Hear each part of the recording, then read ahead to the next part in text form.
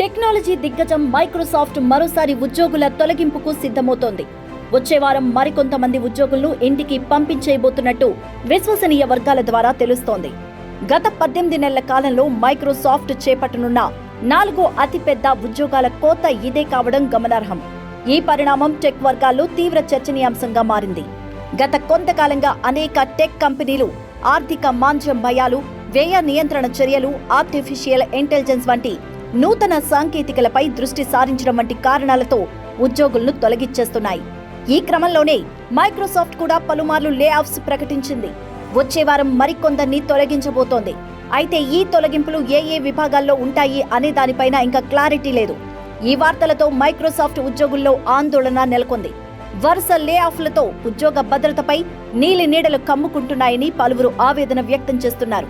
అయితే ఈ తొలగింపులపై మైక్రోసాఫ్ట్ నుంచి ఇప్పటివరకు ఎలాంటి అధికారిక ప్రకటన లేదు.